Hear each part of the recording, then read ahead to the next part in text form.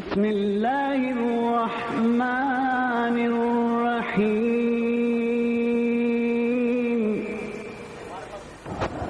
ساری جنت میں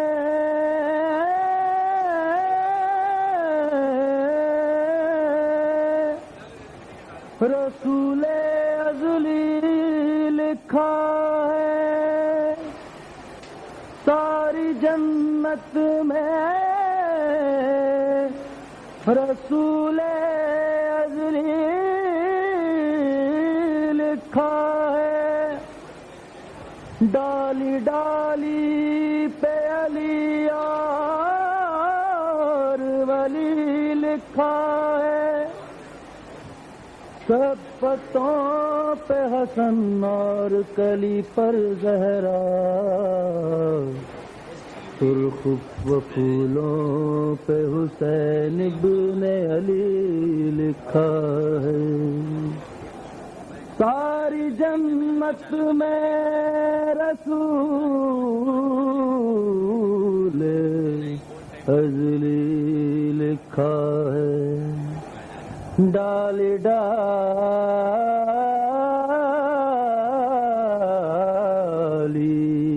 پہ علی اور ولی لکھا ہے سب پتوں پہ سب پتوں Bismillahir Rahmanir Rahim. In the name of Allah, the Merciful, the Compassionate. All praises to Allah, the Creator of the universes and their Sustainer, the Provider of believers and unbelievers. And may His choicest blessings be on the seal of His prophets, the last of His messengers and His holy progeny. And in particular, may His incessant blessings ever continue to flow on that fifth member of the household of the Prophet, on Sayyid al-Shuhada, Aba Abdullah al-Hussein, salawatullahi wa salamu alayhi.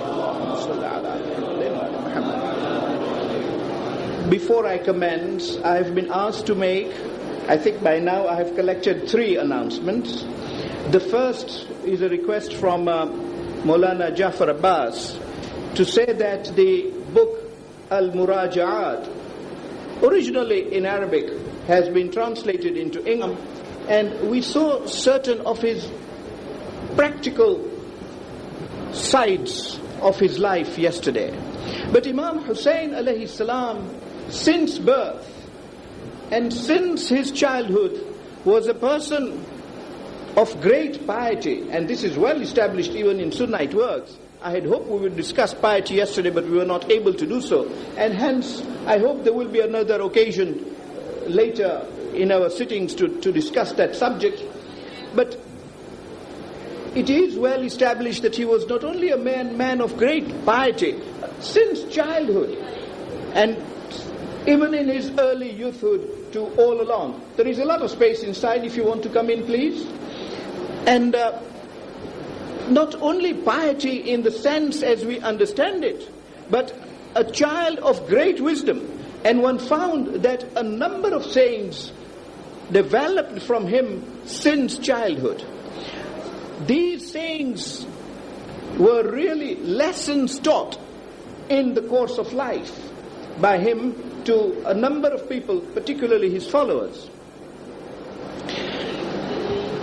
These lessons remain of importance till today because they contain not only deep philosophies, but they contain advice on matters of wisdom, apart from religion, but of course, religious wisdom, such wisdom that can change the very course of life of a human being, entirely from the wrong path onto the right path, or from a weird path onto a straight path. And I find, as I studied them, and I hope you will find likewise, that those words uttered centuries ago are so true to life today, and are so true, and perhaps one sometimes feels more true to our present life, as it was when he uttered those words, in the circumstances in which he uttered them. It appears that they were couched in a manner that would have eternal applicability. The first of these that I wish to discuss with you are his words that he uttered to Muawiyah. Muawiyah was sitting in a discussion, and one of those rare moments in Makkah when Imam Hussein alayhi salam was also there. And discussion arose on what is the right way for a person to behave in given circumstances. We know Muawiyah's attitude, and we know his viewpoint. His viewpoint always was that the exigencies of the circumstances prevail. There was no right or wrong. Whatever was expedient was to be done. Imam Hussein alayhi salam's golden words were, one who seeks the pleasure of Allah at the expense of the wrath and displeasure of other people will be protected by Allah, and for him Allah will be sufficient. But he who incurs the displeasure, the wrath and displeasure of Allah for the pleasure of men will find that Allah abandons him, forsakes him, and he is then left to the mercy of his people. And how true are those words? How true are those words? And let us take his own example. And I'm sure he meant to say a good lot of words there to Muawiyah himself, and to teach Muawiyah how to behave. Those words, taken in the context of Imam Hussein alayhi salam, as I hope we will see in his more intimate words at the end of this session, taken in the context of his own life, he abandoned everything for the pleasure of Allah. And even when he was advised, as we should see, that he should not take certain steps, for example by Muhammad ibn Hanafiya, his brother, he still took those steps because they were in the pleasure of Allah. To do that which is right, to do that which Allah commanded, and to refuse to do that which only would be done for the pleasure of people, to make people happy, to earn, let us say, a position in life, to earn some money which will last only for a few days. If only for those purposes one takes steps contrary to what Allah has prescribed, what Allah has commanded, the result will be that Allah will leave him to the mercy of the people. With Imam Hussein alayhi salam, one sees that the ultimate result was that not only was Islam saved, but even from his personal angle, Allah promoted him to a very high status. Tomorrow night, inshallah, I hope to commence a discussion on the predictions about the martyrdom by the Holy Prophet, and what the Holy Prophet himself said would be the results to Imam Hussein alayhi salam personally as a result of this martyrdom which he was undertaking. And yet, when Muawiyah is left to his people, how did he die? And what happened to his kingdom? In 1,000 months, the Umayyad kingdom was totally disrupted. He was left to the mercy of the people, and his own people disrupted the Umayyad regime. It was lost in no time. I wish to say no more on that tonight, to save time for other matters, because this is a subject for which I have been given 5 nights, although at the moment I have serious thoughts as to whether we will be able to complete the subject in 5 nights, but that's a matter on which I will keep you posted in due course. But we have 5 nights to discuss what happened to each one of those killers of Imam Hussein alayhi salam, starting from Umar ibn Sa'd and indeed ending with Ubaydullah ibn Ziyad himself. Yazid, of course, had died quite some time ago, and died, I like to use the word perished, in circumstances unknown.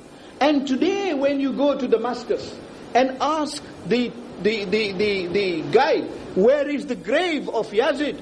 He will hesitate to tell you where the grave of Yazid is. Nay, if you ask him where is the grave of Muawiyah, because he certainly is considered as an eminent emperor who ruled over Damascus, if you ask him the grave of Muawiyah, he will give you a vague answer that it is behind the mosque.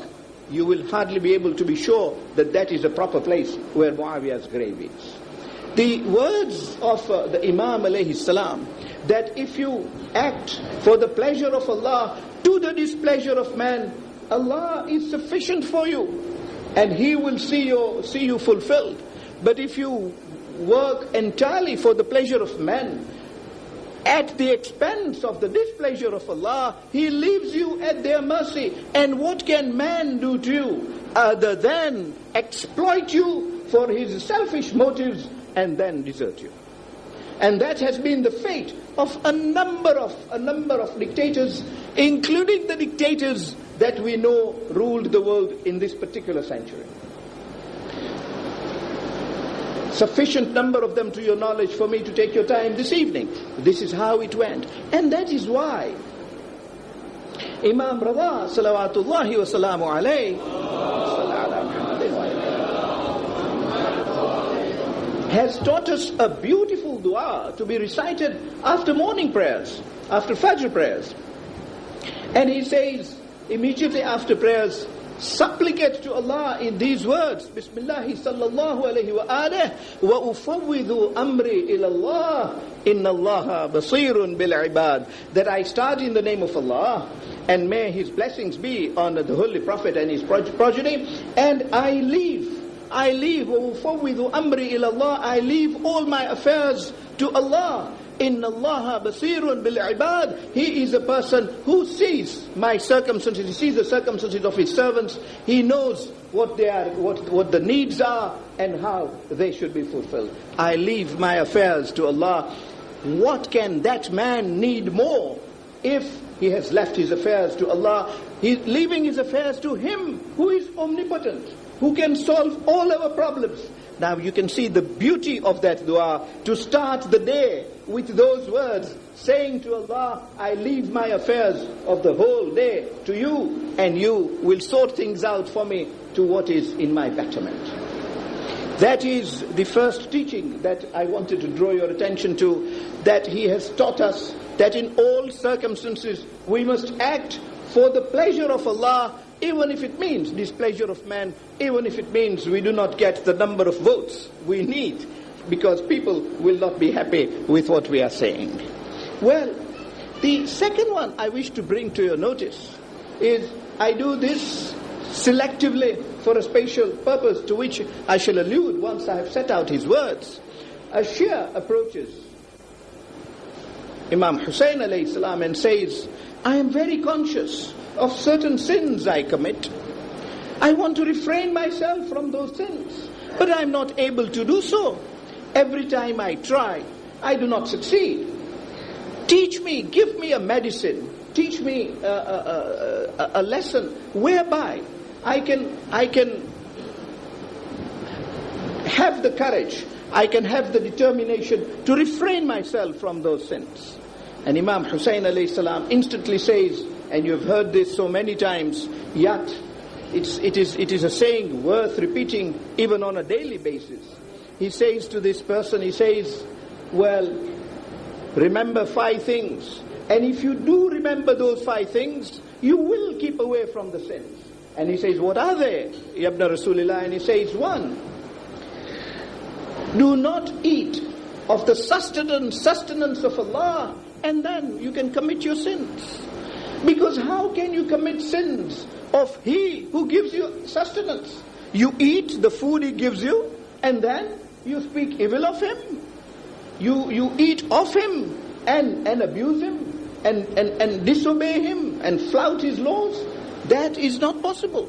So, do not eat of His sustenance. But is it possible to live without eating of His sustenance? Because He is the only person who provides food. And if every time we sin, we were to think of that, that is a deterrent which the Imam says will become an effective deterrent. Secondly, he says, if you want to sin, get out of His kingdom. Because how can you live in His kingdom and commit sins when He is the Lord?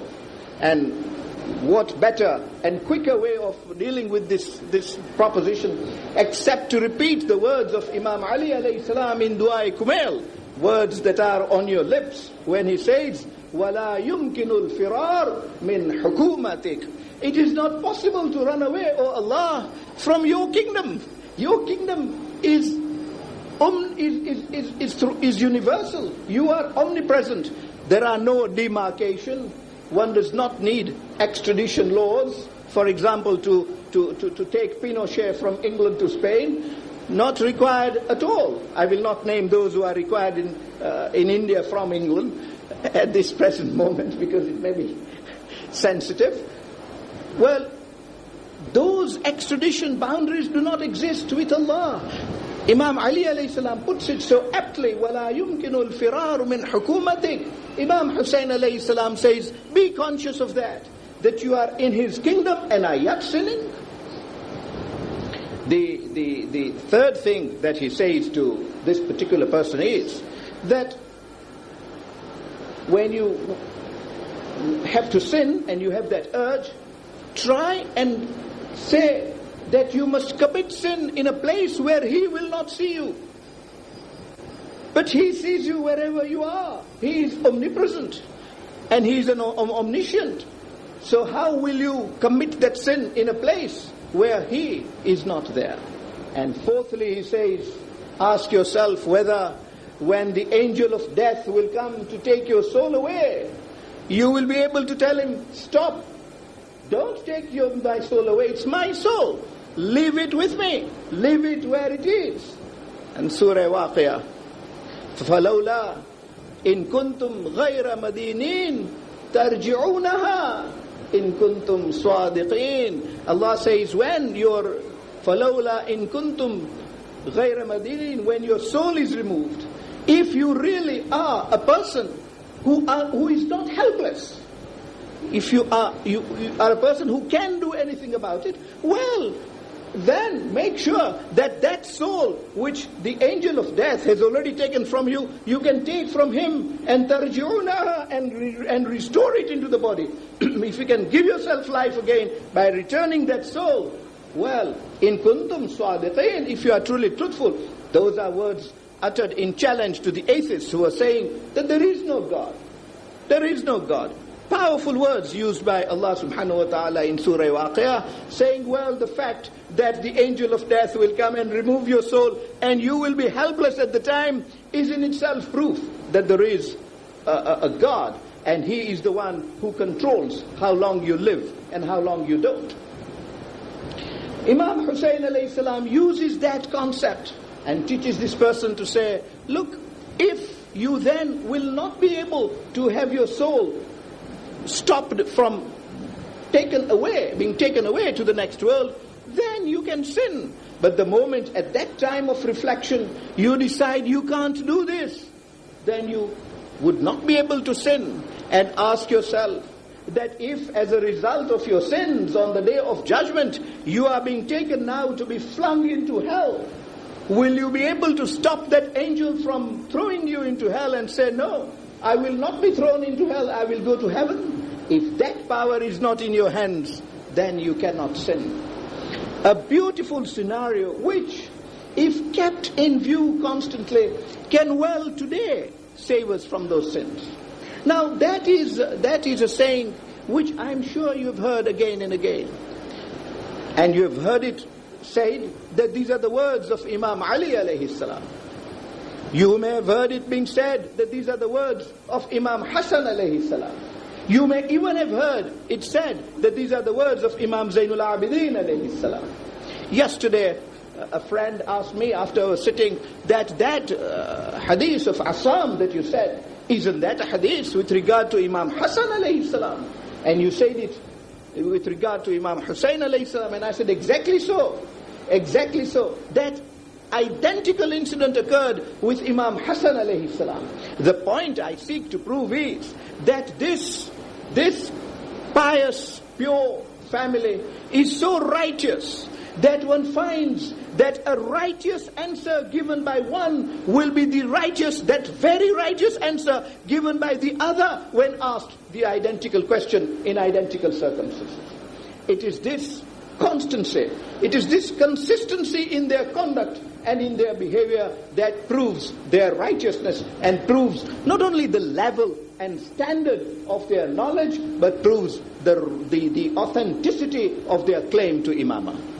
And this is why the Holy Prophet, when he mentioned of the 12 successors, and we've already discussed this in the very first sitting on Sunday night, when he mentioned of the 12 successors and he was asked about them, that how will they behave with regard to each other? His answer was, أولنا محمد أوسطنا محمد آخرنا محمد كلنا محمد. He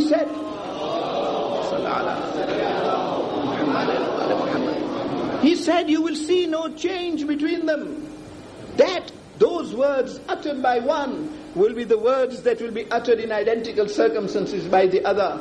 And the words uttered by one in different circumstances will not be uttered by another in yet more different circumstances, but the differences will be shown. Not only that, their conduct will be identical, and this is why we say, I was at pains last year, if you remember, to say that it is wrong to say that Imam Hussein alayhi salam went out on jihad and Imam Hassan alayhi salam went out to make sulh. I was saying the exact opposite, that it was Imam Hassan alayhi salam who went out to fight Muawiyah, and Imam Hussein alayhi salam went out to make peace. And I hope we shall discuss this in a couple of nights to come, that he never went out to fight for a kingdom. The way he went out proved that he went out entirely for the cause of Islam. But we always say that if Imam Hussein alayhi salam had been placed in circumstances in which Imam Hassan alayhi salam was, he would have behaved exactly the way Imam Hassan alayhi salam did behave. And if Imam Hassan alayhi salam had to go to Karbala, he would have behaved exactly the way Imam Hussein alayhi salam behaved. Because this is a family of righteousness, and given the circumstances, they will behave in a way that is righteous. And that is why you find these close similarities. Indeed, when one studies the behavior and conduct of Imam Hassan alayhi salam, one finds so many of those exact incidents reported in the life of Imam Hussein alayhi salam. But this was his teaching in respect of this matter, even if identical to the teachings of his brother, his father, and his son. I used the word Shia. I said a Shia approached him. And on another occasion, another Shia approached him and said, Yabna Rasulillah, I am your Shia, and then went on to say what he wanted. And Imam Hussein alayhi salam immediately stopped him. There is a lesson for us in the teaching of Imam Hussein alayhi salam in that particular incident.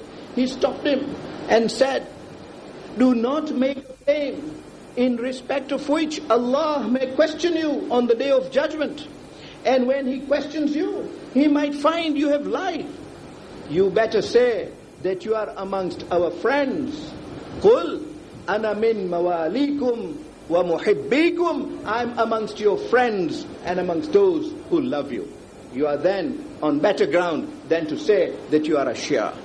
Because to be our Shia, you have to be a person with a clean soul, with a clean heart. Short of that cleanliness, you cannot be a Shia. Of course, one cannot be a Shia if one does not say one's prayers, because you are not a Muslim then. Salah is an obligation on all Muslims. Saum, to keep fast, is an obligation on all Muslims. To go to Hajj is an obligation on all Muslims. Those are not matters we consider in this aspect at all. Those are to be taken for granted. It is the behavior in excess, in addition to these fulfillments, that makes one a Shia. The step further, that one follows the right successors to the Holy Prophet. And that righteousness that is achieved as a result. And when this person asks Imam Hussein alayhi salam, what is it in particular that is required of the cleansing of the heart? And Imam Hussein alayhi salam says, it must be a heart pure of any malice to anybody and pure of any fraud to anybody.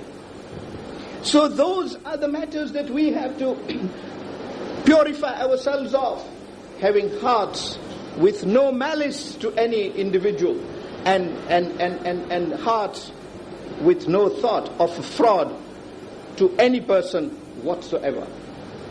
Well, that is the standard he laid. When we come to discuss Imam Ja'far as-Sadiq alayhi salam, inshallah, we shall see how he defines the word Shia and says, be our adornment. Don't be don't be a set of people to disgrace us. And we shall look into that when the time comes. Well, this is how he taught us to be Shias, that merely fulfillment of salah and saum will not be enough. It is our conduct. Indeed, I would use a more general word and say it is our character that makes us Shias. And this is how he behaved. From day after tomorrow, inshallah, we shall see how his character is depicted and portrayed in every step that he took from Medina right on to Karbala. And indeed, we have already discussed, I shall only remind you of the steps he took between Karbala and Damascus. Well, even in ibadat, one finds that he has been at pains to say what form our worship should take. Because the whole essence of the life of Imam Hussein alayhi salam was to uplift our level of life. That man is not making progress unless he develops himself. And development is not only in respect of getting a better job or earning more money. The real development is the inner development. Because it is when one is at peace with oneself that true happiness is achieved in life.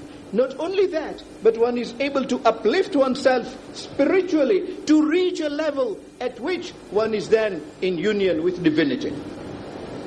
And I'm not talking as a Sufi. I am talking in terms of practical realities of Islam, because that constitutes true spiritualism.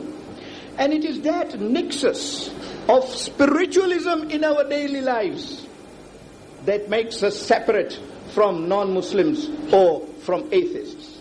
It is that nexus with Allah in all our actions. And hence I started with those words, acting for the pleasure of Allah. Asked about salah, about ibadah, Imam Hussein alayhi salam, and you may remember the words of Imam Ali alayhi salam as I speak the words of Imam Hussein alayhi salam. Imam Hussein alayhi salam says, there are three types of people who say their prayers. There is that one who says his prayers to have his wishes fulfilled. These are days when exams are taking place in Mumbai, I am told. So I am sure there are those, and I'm not discouraging this. Those who will say their prayers so that they can then pray to Allah that they pass their exams. I congratulate them from doing so. Even for doing so, I congratulate them, because at least they are conscious of the fact that it is Allah who will help them to pass exams. And Allah is the only person from whom you seek help. As I said, وَأُفَوِّضُ أَمْرِي إِلَى اللَّهِ is the teaching of the 8th Imam to us. But Imam Hussein alayhi salam says, yes, whilst that form of worship is also a worship, and there may also be thawab for that salah, and we do not derogate it, but it is the worship of a businessman. You sell goods to get money. You make ibadah so that Allah fulfills your wishes, whatever those wishes are, whether to be a millionaire or to get good health or to pass exam or whatever they are. But he says that relationship is the relationship that is created by a businessman, not a worshipper, not a man of piety. He says the second one is one in which people say their prayers because they are scared of Allah. They are fearful of hell, that if I will not say my prayers, I might be thrown into hell. Yes, that fear also is a laudable fear, because he would be a stupid person, as we shall soon discuss. He will be a stupid person who does not think of his hereafter. People die every day. Indeed, it is said that a person dies every second. As I speak, so many people, so many mu'mineen are dying in the world, whether in one part of the world or the other. And this is a reality. We all know that we will all die. And we all know that we have to prepare ourselves for the life hereafter. And the first question is on salah. We know all that the first question will be on salah. Undoubtedly, the Holy Prophet said that. Well, in that case then, we want to say our prayers. And even if we say our prayers for the fear of Allah, that He does not throw us into hell, at least we might save ourselves from hell. So I am not derogating that prayer at all, nor did Imam Hussein alayhi salam. But he says that is a prayer of a slave who behaves as his master tells him, because otherwise he might be punished. That is the prayer of a slave. But that prayer is a prayer of a Shia Muslim who prays to Allah for as a thanksgiving, thanking Him for all that Allah has provided, seeing Him worthy of a person to be worshipped and worthy of being thanked for all His favors to man. And for how many favors can we thank Allah that emanate on us at every minute, every second of our life? The best course then is to worship Him the way that He wants us to be worshipped. وَلِذِكْرُ اللَّهِ أَكْبَرُ. And the highest form of worship is the remembrance of Allah. And what to say of that remembrance which He has prescribed. So He teaches us that we stand to worship Allah in thanksgiving to Him, in recognizing that He is worthy of that worship. Such are the words that Imam Ali alayhi salam, for example, used. He says, "La a'buduka raja'an fi jannatik, aw makhafatan fi narik, walakin abadtuka in wajadtuka ahlan li'ibadatik." I have not worshipped you, Imam Ali alayhi salam says, out of craving for your heaven. It is not because I want to go to heaven that I worship you, nor do I worship you because I fear your hell. But I have worshipped you because I have looked around, and having examined everything, I have found that you are the entity worthy of being worshipped, worthy of my worship. Ahlan li'ibadati, you are the one to whom my worship is due. You are entitled to that worship. You can see that is the level to which Imam Hussein alayhi salam wanted to elevate us, to raise us to a level at which that communication with Allah is a pure communication. That relationship is a sincere relationship. And indeed, one finds that the people he selected, just in case we do not have the time to discuss this day after tomorrow, that the people he selected were people who were at a level that their relationship with Allah was of that nature, fighting for the sake of Allah, wishing to get reward from Allah because Allah is worthy of that particular prayer from Him.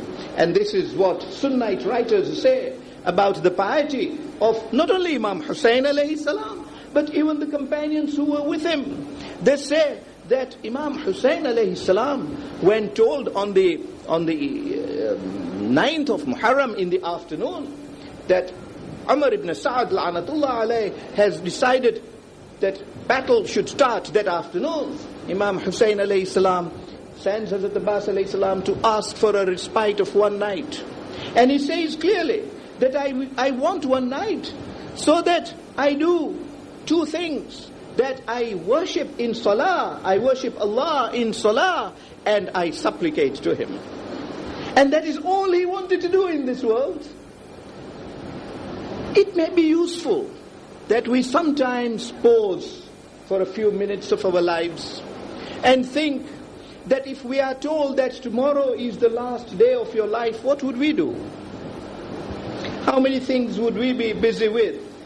Maybe I would want to clear up some of the cases, pass them over to another lawyer, maybe complete the income tax return. So, how many things would I be thinking of?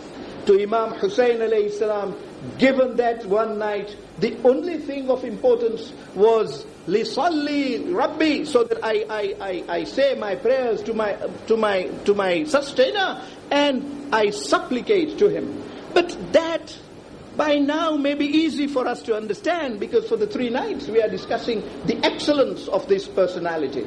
But it is said, not only does Sayyid ibn Tawus say that in his work on Ashura, but all the Sunnite writers, and not to mention to you Kharzami who says that, and Ibn Asakir who says that, but Tabari says this. And Tabari is translated into English. And in that English translation he says that on that night of the eve of Ashura, one finds every single companion of Imam Hussein alayhi salam, either he is in ruku' or he is in, three things are mentioned, either he is in ruku' or he is in sajda, or he is in qunut, or he is reciting Quran. That is the level of the people he chose. And those are the people with whom he went. Why is it important for us to discuss that tonight? It is important because a time will come. We have discussed this in 1996. Maybe we will have occasion to discuss this again in future if Allah so wills. But a time will come when, after the reappearance of the 12th Imam, Ajjalallahu Farajahu,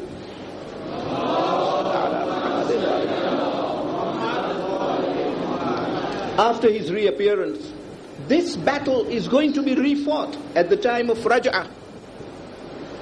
And at that time, those who have lived their lives as true Shias, and particularly those who have been righteous on the whole, and have been true Azadars, have really sincerely mourned Imam Hussein alayhi salam and lived according to the teachings of Imam Hussein alayhi salam, they also will be brought back to life.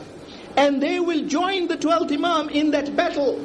Now, if we want to be in that battle, and if we want to be the companions of the 12th Imam alayhi salam, then that is a level we have to attain.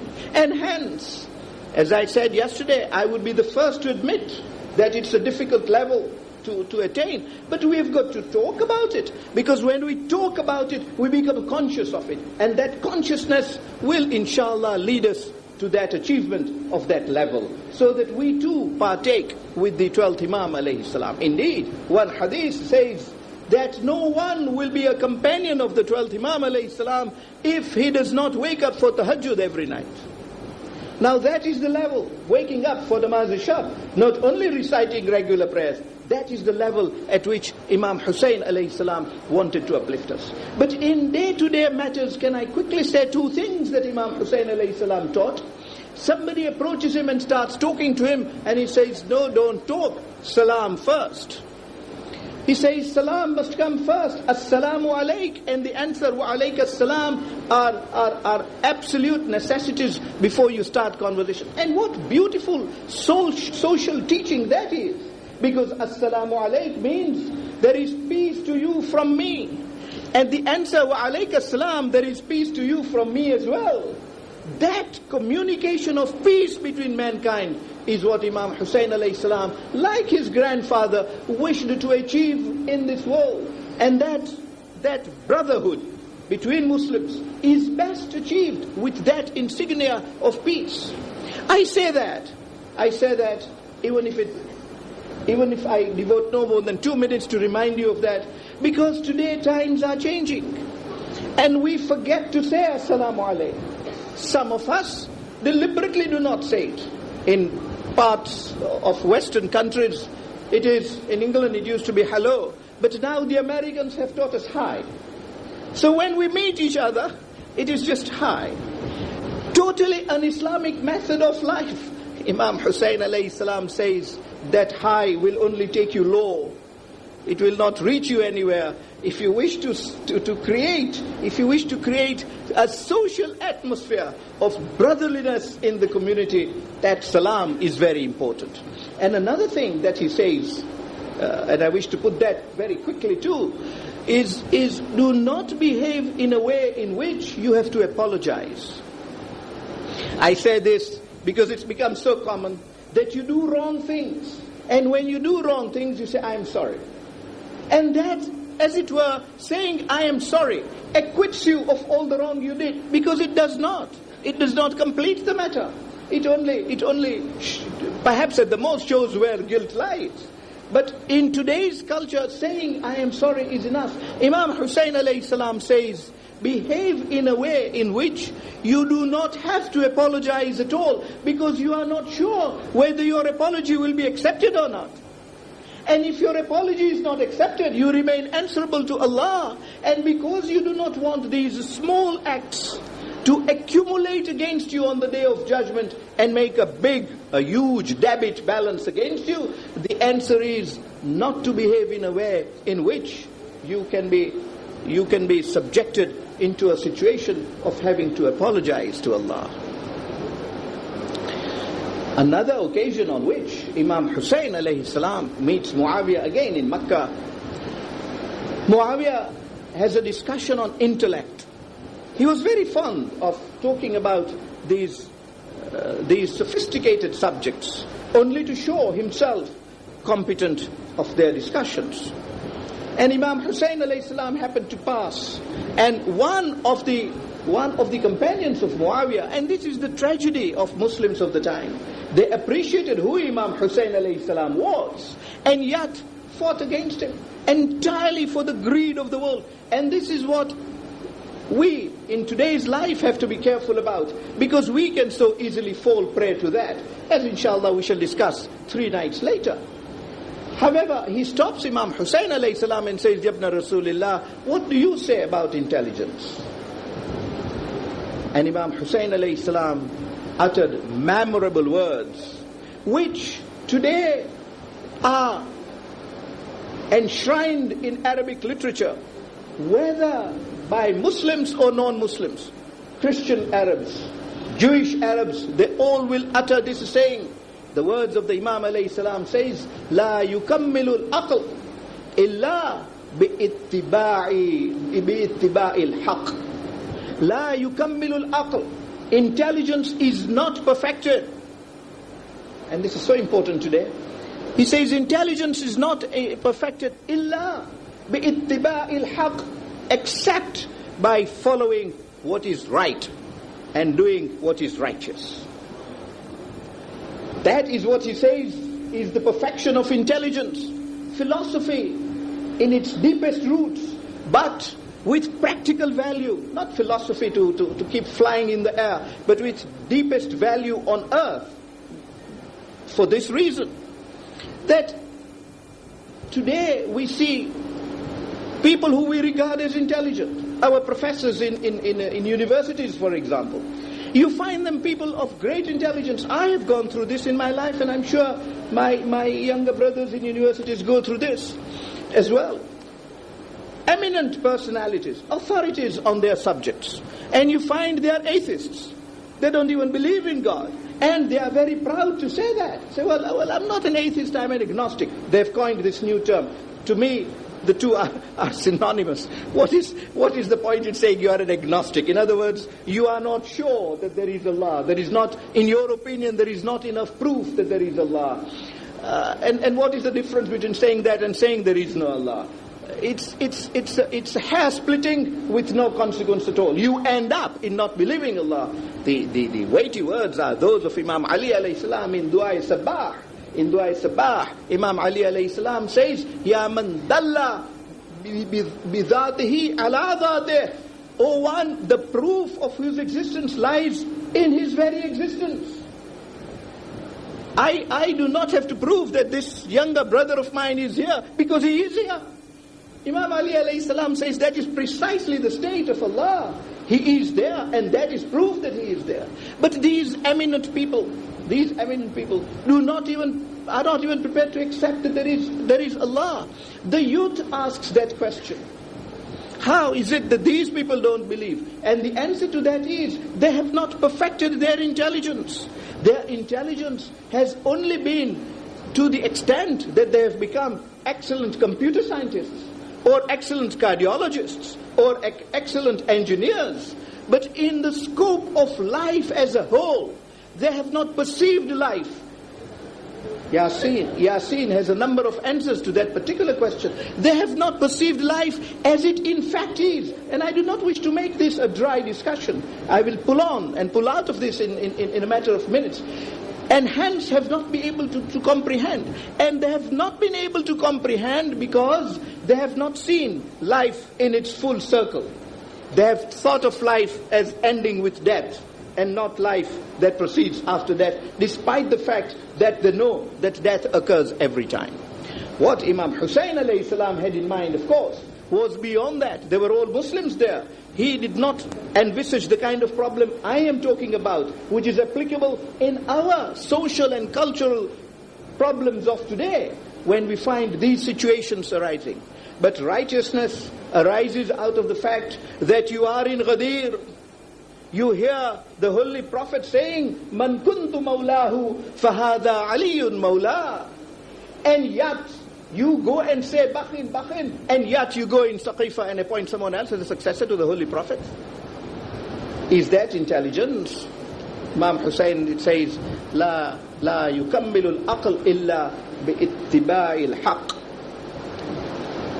And hence, when you enter the Zari of Imam Ali alayhi salam in Najaf today, even today, and these words have been retained even today, as you enter the word, the first set of huge words you see is Al-Haqqu ma'al Ali wal-Ali ma'al Haqq.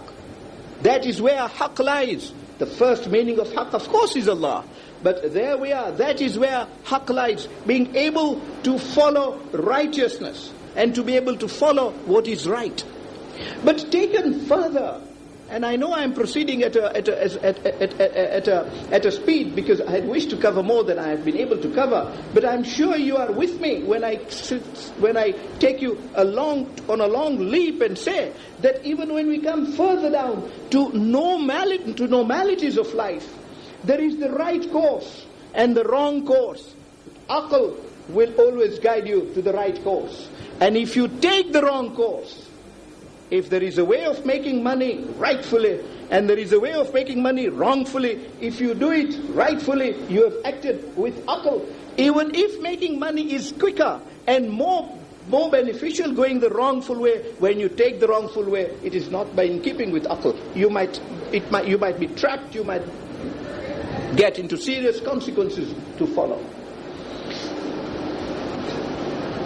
People with brains have been found to be misusing their brains. For example, Umar ibn Sa'd. I take an easy example because we are discussing that particular subject. Imam Hussein alayhi salam says to him, "O Umar ibn Sa'd, you know, because your father told you. If somebody else had told you, you might believe it or not believe it. You know that the Prophet said, I am the leader of the youths of heaven." And Umar ibn Sa'd, in his private discussion, when Imam Hussein said this to him in open on the day of Ashura, he did not reply. But in his private discussion on the 7th of Muharram, he says, yes, I know that too well. And my father has told me that the Holy Prophet has said so. So Imam Hussein alayhi salam says, look, if I am the leader of the youths of heaven, and if the license to take people to heaven will be given to me by Allah on the day of judgment, then if you reach peace and settlement with me today, I can assure you, I can guarantee to you that I will take you to heaven. Now, Aql demanded that Umar ibn Sa'd should have followed that. And yet, he manipulates and says, yes, but Yazid has offered me the governorship of Rai, the governorship of Tehran. He has said that if I have your head chopped off and send your head to him, he will give me three things. He will make me the governor of Rai. He will give me 1,000,000 dinars, and 1,000,000 gold coins are a lot of money. And he will give me the hand of his daughter in marriage. What else could Umar ibn Sa'd in the world want? But you can see those manipulations were so transient. Imam Hussein alayhi salam immediately turns around and says, "Oh Umar ibn Sa'd, let me tell you now," and I shall come back to this in a couple of nights, in another context, without repeating this particular incident. He says, "Oh Umar ibn Sa'd, let me tell you now, you will not get even one of those three. Yazid will not give you the governorship of Rai, nor will he have the authority to do so. You will not get any money from him, and he will not give you his daughter in marriage. On the contrary, you know from the Holy Prophet that I will keep my word. Yazid will not keep his word. And yet he says, a bird in hand is worth two in the bush. I will go for the bird in hand." And then manipulations take place. And from day after tomorrow night, we will see how matters are maneuvered. And that maneuvering takes place even today. Alas, May God forbid. But those maneuverings take place in our communities as well. Shias maneuvering against each other. And it happens even today. One wonders whether that is true aql, or whether that use of intelligence, indeed that abuse of intelligence to achieve that which is wrong, is called aql. Then Umar ibn As, la'natullah alayh, would be perhaps the most intelligent of people who ever lived. And hence Imam Hussein alayhi salam emphasizes to us that the way to behave in this world is to make sure where is righteousness. As we said yesterday, when Assam asked him, who do I accept? What I see of you and your personality, your gentleness, your high character, or do I follow what I've always been told about Ahlul Bayt? And Imam Hussein alayhi salam says, decide and judge according to the measure of your intelligence. Judge righteousness and act righteously. That, he says, is intelligence. One of his predecessors said, Ra'asul hikmah, makhafat Allah, that the head of wisdom is in the head. And you can imagine this, the words are that the head of wisdom lies in the fear of Allah. And Imam Hussein alayhi salam always lived himself. These were not words, as I said, uttered in vacuum. His entire life was spent in the fulfillment of these words and in living entirely for the sake of Allah and entirely for Allah. I will miss out an important point on freedom of thought that Imam Hussein alayhi salam taught about, because the clock at the moment does not permit us. But I shall make sure that inshallah we come back to this, perhaps when we will be discussing Kufa in about 3 nights from tonight. Because it is an excellent teaching on political thought by Imam Hussein alayhi salam. Political thought which will make you consider the political thoughts of today, and whether democracy achieves it, whether socialism achieves that political thought. Imam Hussein alayhi salam's practical thought has always been that you act so that Allah is pleased with you when you go back to Him. And on the night of Ashura, he tells his companions, you are passing through a bridge. Oh, and he calls them, oh sons of the nobility, because those are the people he picked. And we shall consider, inshallah, given the opportunity this year, what he had to say about his companions. He says, oh sons of nobility, you are facing death tomorrow, but you are really passing over a bridge.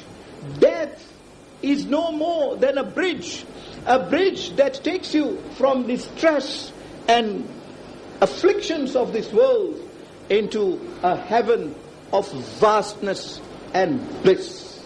And who does not wish to leave a prison of afflictions and enter a palace of space and peace and tranquility? This is how he saw death, that bridge that you cross over.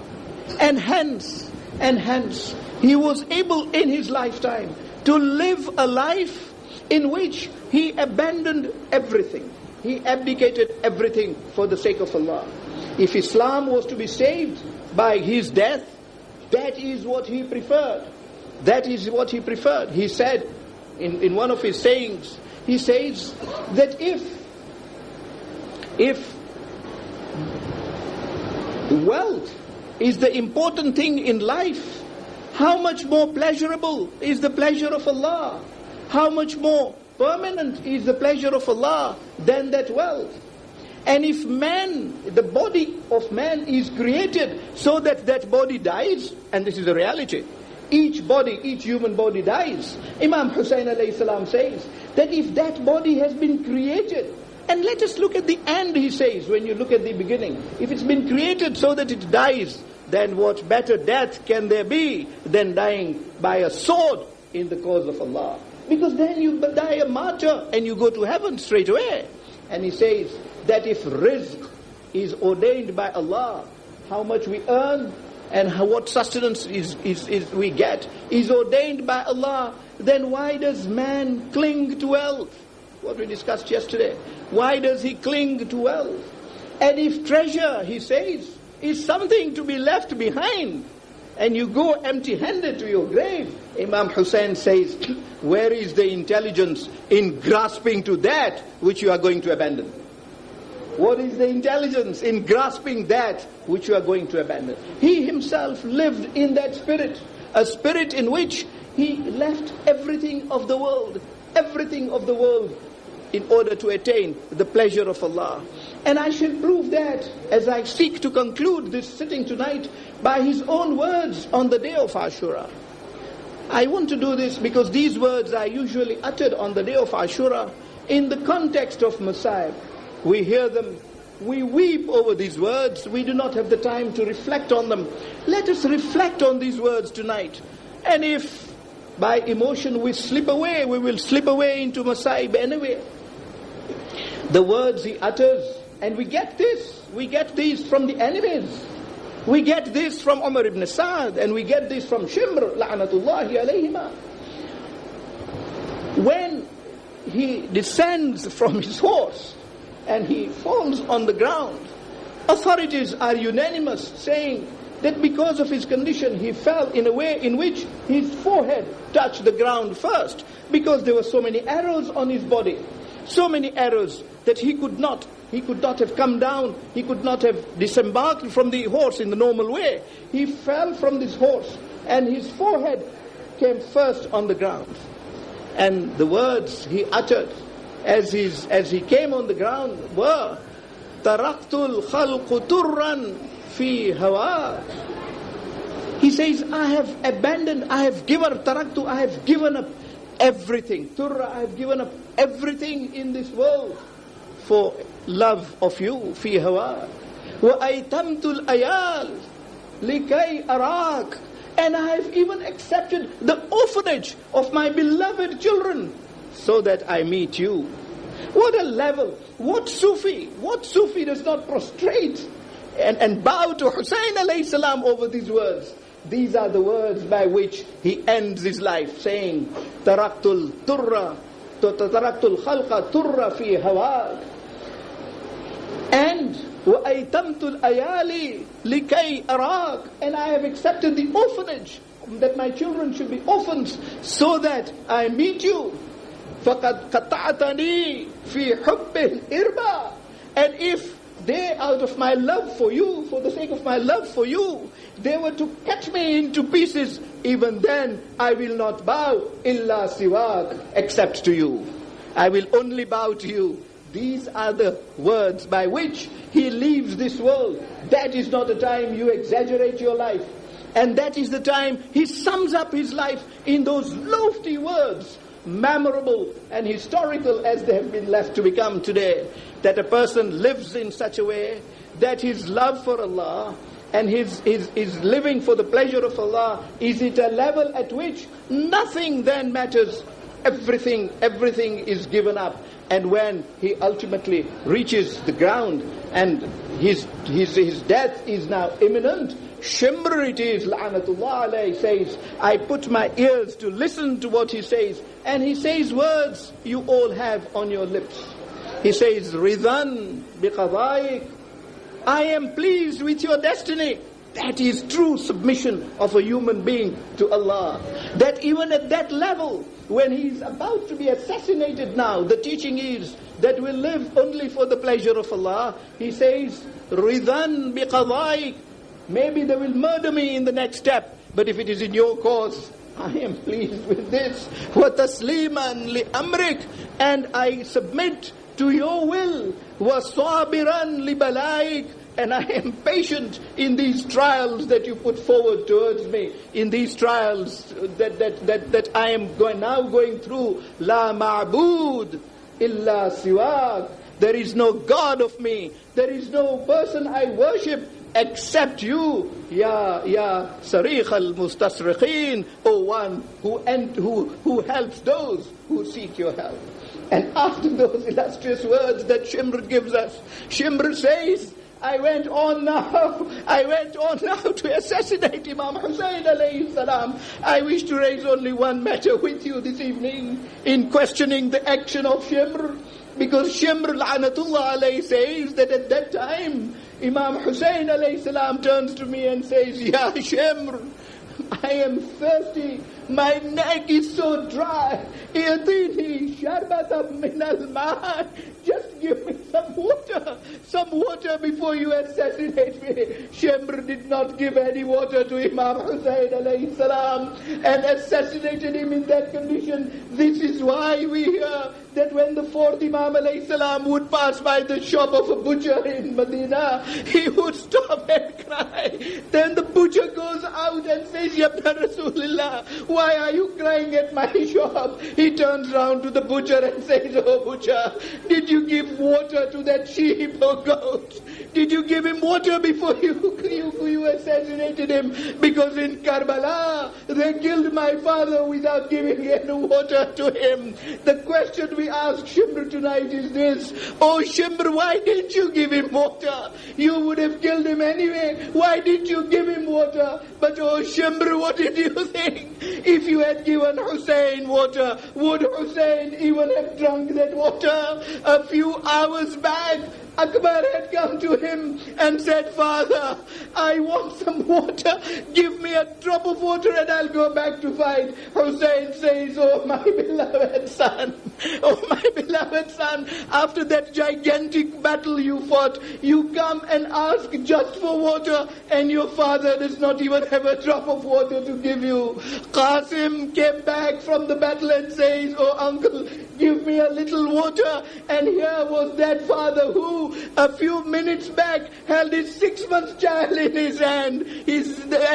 All he wanted for his child was some water. He laid the child on the ground saying, Give him water if you think I will drink it. Water was not given to Asghar. He was darted thirsty. Would that Hussein, who had missed all his beloved children without water, would he have drunk water at that time?